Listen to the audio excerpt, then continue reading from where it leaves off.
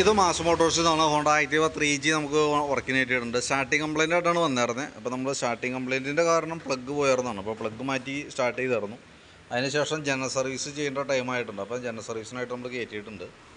നമ്മളതിൻ്റെ back break തുടങ്ങി നമ്മൾ ചെക്ക് ചെയ്യാൻ വേണ്ടി അയച്ചിട്ടുണ്ട്. ബ്രേക്ക് ലൈനറൊക്കെ നമുക്ക് ഇതുമ്പോൾ കിടക്കുന്നത് കമ്പനി ലൈനറാണ്, ഹോണ്ടയുടെ ഒറിജിനൽ ലൈനർ തന്നെയാണ്. അത്യാവശ്യം ഉപയോഗിക്കാനൊക്കെ ഉണ്ട്. അപ്പോൾ ബ്രേക്ക് ക്യാമൊക്കെ ഒന്ന് അഴിച്ച് ഗ്രീസ് ചെയ്ത് നമുക്ക് റീസെറ്റ് ചെയ്യാം. അതേപോലെ ബാക്ക് വീൽ പിടിപ്പിക്കുന്നത് ഈ ഒരു ഷാഫ്റ്റുമ്മയാണ്. അതിൻ്റെ ബെയറിങ്ങിൻ്റെയൊക്കെ പ്ലേ നമ്മൾ ചെക്ക് ചെയ്ത് വേറെ കംപ്ലയിൻ്റ് ഒന്നുമില്ല. ബാക്കിലത്തെ ടയറിൻ്റെ കണ്ടീഷൻ നോക്കുമ്പോൾ ടയർ ഫുള്ള് തീർന്നേക്കണം. അപ്പോൾ ഇടയ്ക്ക് ഒന്ന് ടയർ മാറ്റിയിടുന്ന ദിവസം ഓർത്തോളാം. ഇടുമ്പോൾ ഇതേ മോഡൽ തന്നെ ഇടാം. പറ്റുമെന്നുണ്ടെങ്കിൽ MRFൻ്റെ കിട്ടുമെങ്കിൽ MRFൻ്റെ ഇടാം, അതല്ലെങ്കിൽ അപ്പോളോൻ്റെയോ സിയറ്റോ ഏതെങ്കിലും ഇടാം.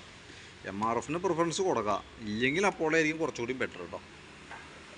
പിന്നെ ഗിയർ ഓയിൽ നമ്മൾ നോക്കി നല്ല ഓയിലാണ് ഗിയർ ഓയിൽ വന്നത്. എയർ ഫിൽറ്ററൊക്കെ നമ്മൾ ജസ്റ്റ് ഒന്ന് അഴിച്ച് ക്ലീൻ ചെയ്യാനുണ്ട്. കമ്പനി ഫിൽറ്റർ തന്നെ കിടക്കണേ, ഹോണ്ടയുടെ ഒറിജിനൽ ഫിൽറ്റർ തന്നെയാണ്. വലിയ അഴുക്കൊന്നുമില്ല, തുടച്ച് ക്ലീൻ ചെയ്ത് റീസെറ്റ് ചെയ്താൽ മതി. ക്ലച്ചിൻ്റെ ഭാഗം നമ്മൾ അയച്ചിട്ടുണ്ട്. ഇത് റൊട്ടീൻ ചെക്കപ്പിൻ്റെ ഭാഗമായിട്ട് അയച്ചാണ്. നമുക്ക് റെഗുലറായിട്ടുള്ള സർവീസ് പറയുമ്പോൾ സ്വാഭാവികമായിട്ട് എല്ലാ ഭാഗങ്ങളും നമ്മൾ ചെക്ക് ചെയ്യും. അതിൻ്റെ കൂട്ടത്തിൽ കൂടെ നമ്മൾ ക്ലച്ച് ഗ്രീസിങ്ങിനൊക്കെ ആയിട്ട് അയച്ചാനാണ്.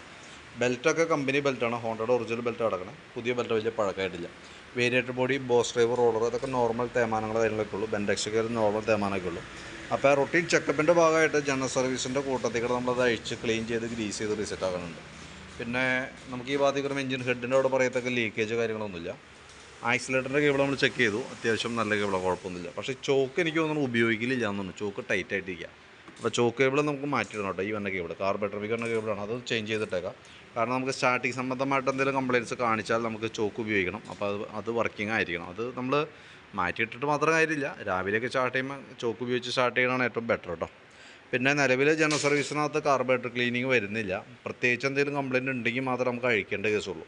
ഇപ്പോഴത്തെ ഒരു സാഹചര്യത്തിൽ ഒട്ടുമിക്ക വണ്ടിയുടെയും കാർബറേറ്റർ കംപ്ലയിൻ്റ് ഉണ്ട്. കാരണം E20 എന്ന് പറയുന്ന പെട്രോളാണ് ഇപ്പോൾ നമുക്ക് ഉപയോഗിക്കാൻ കിട്ടുക. അതിൻ്റെ ഒരു റിയാക്ഷൻ മൂലം ഒട്ടുമിക്ക വണ്ടിയിലും കംപ്ലയിൻ്റ് ഉണ്ട്. പക്ഷേ നമ്മുടെ വണ്ടിക്ക് നിലവിൽ അങ്ങനത്തെ പ്രശ്നം പ്രത്യക്ഷത്തിൽ ഇപ്പോൾ കാണുന്നില്ല. എന്തായാലും വരും, കാരണം നമുക്ക് കുറച്ച് ഡ്യൂറേഷൻ വന്നു എന്നുള്ളൂ. കാലതാമസം വന്നേക്കാം, പക്ഷേ എന്തായാലും കംപ്ലയിൻറ്റ് വരും എന്നുള്ളത് ഉറപ്പാണ്. കാരണം ഒട്ടുമിക്ക വണ്ടികൾ ഇപ്പോൾ കംപ്ലയിൻറ്റ്സിലേക്ക് ആയിട്ടുണ്ട്. ഒരു സ്റ്റേജ് കംപ്ലയിൻ്റ് ആയി തുടങ്ങിയിട്ടുണ്ട്. അപ്പോൾ അതൊക്കെ ക്ലിയർ ചെയ്തുകൊണ്ട് വന്നു. അപ്പോൾ നമ്മുടെ വണ്ടി കംപ്ലയിൻറ്റ് വന്ന സമയത്ത് ചെയ്താൽ മതി, നമ്മളിപ്പോൾ കയറ്റി അഴിക്കേണ്ട ആവശ്യമില്ല. പിന്നെ ഫ്രണ്ടിലേക്ക് വരുമ്പോൾ ഫ്രണ്ട് ബുഷുകളൊക്കെ നമ്മൾ ഗ്രീസ് ചെയ്യാൻ വേണ്ടി അയച്ചാണ്. അപ്പോൾ അതിൻ്റെ നിലവിൽ ഗ്രീൻ ബുഷ് ഒന്ന് ചേഞ്ച് ചെയ്തിടാം. ഈ ബുഷ് നമുക്ക് ഇടയ്ക്കിടയ്ക്ക് മാറ്റിയിടേണ്ടി വന്ന പാർട്സാണ്. അത് സ്വാഭാവികമായിട്ട് നമ്മുടെ റോഡിൻ്റെ ആ ഗട്ടറിൻ്റെയൊക്കെ അടി വേണ്ടത് ഏറ്റവും ഫസ്റ്റ് വന്നത് ഈ ബുഷിനാണ്. അപ്പോൾ അത് ഓവലായി പോകും. അപ്പോൾ അത് നമുക്ക് ചേഞ്ച് ചെയ്തിടാം. ലിങ്കിൻ്റെ ബുഷ് നമ്മൾ അഴിച്ചിട്ടുണ്ട്, അതൊന്ന് അഴിച്ച് ഗ്രീസ് ചെയ്ത് റീസെറ്റ് ചെയ്യുന്നുണ്ട്. ഫ്രണ്ടിലത്തെ ബ്രേക്ക് ലൈനറൊക്കെ ആയാലും അത്യാവശ്യം ഉപയോഗിക്കാം, നല്ല ലൈനറാണ്. കമ്പനി ലൈനർ കിടക്കുന്നത്, പുതിയ ലൈനറാണ്, വലിയ പഴക്കമായിട്ടില്ല. വീൽ ബെയറിങ് ഫ്രണ്ട് ടയറൊന്നും കുഴപ്പമൊന്നുമില്ല. ഫ്രണ്ട് ടയർ ഈ മോഡൽ ടയറാണ് ഞാൻ പറഞ്ഞത് കേട്ടോ. ഇതേപോലെ തന്നെ MRFൻ്റെ ഈ കിടക്കുന്ന MRFൻ്റെ അതേപോലെ തന്നെ ടയർ ഇടണമായിരിക്കും കുറേ കൂടി നല്ലത്. പിന്നെ കോൺസെപ്റ്റ് ചെറിയൊരു അടിയുണ്ട്, ഹാൻഡിലിൻ്റെ ബെയറിങ്, അതായത് ചെറിയ ഗട്ടറിക്കൂടെയൊക്കെ പോകുമ്പോൾ ഫ്രണ്ട് സൈഡിൽ നിന്ന് ഒരു ഇളക്കം വരുന്നത് ആ ബെയറിങ്ങിൻ്റെയാണ്. തൽക്കാലം നമുക്ക് അഡ്ജസ്റ്റ് ചെയ്ത് സെറ്റ് ചെയ്തിടാം. കൂടുതലായിട്ട് കംപ്ലയിൻറ്റ് വരുമ്പോൾ അഴിച്ച് മാറ്റി കളയാം. അഴിച്ചാൽ ഏകദേശം നമുക്കൊരു 1000 രൂപ അടുത്ത് ചിലവുണ്ട്, അതായത് പാർട്സും ലേബറും എല്ലാം കൂടി വരുന്നു. അപ്പോൾ പരമാവധി ഉപയോഗിക്കുക, ഒരു രക്ഷയില്ലാണ്ടാകുമ്പോൾ അഴിച്ചാൽ മതി. പിന്നെ ഈ സൈഡിലത്തെ സ്ക്രൂവിൻ്റെ ഈ ഭാഗത്ത് കൂടെ പൊട്ടിയിരിക്കുന്നുണ്ട്. അപ്പോൾ തൽക്കാലം സെപ്പറേറ്റ് ഒരു വാഷൊക്കെ ഇട്ട് കൊടുത്ത് നമുക്ക് പിടിപ്പിക്കാം. അപ്പോൾ അതിൻ്റെ കാരണം കൊണ്ടും ഒരു ചെറിയ ജർക്കിങ് ആ സൈഡിൽ കാണിക്കും. പിന്നെ പ്ലഗ് ഇപ്പോൾ ഞാൻ മാറ്റി പുതിയതായിട്ടാണ്, ഇത് പഴയ പ്ലഗ്ഗാണ്. കമ്പനി പ്ലഗ് നമ്മൾ സെറ്റ് ചെയ്തിട്ടുണ്ട്. എഞ്ചിൻ ഓയിൽ നോക്കി നല്ല ഓയിലാണ്, വേറെ കുഴപ്പമൊന്നുമില്ല. സെക്കൻഡറി ഫിൽറ്റർ യൂണിറ്റ് ഒന്ന് മാറ്റിയിട്ടേക്കാം, അത് പൊടിഞ്ഞ് പൊട്ടിയൊക്കെ തുടങ്ങിയിട്ടുണ്ട്.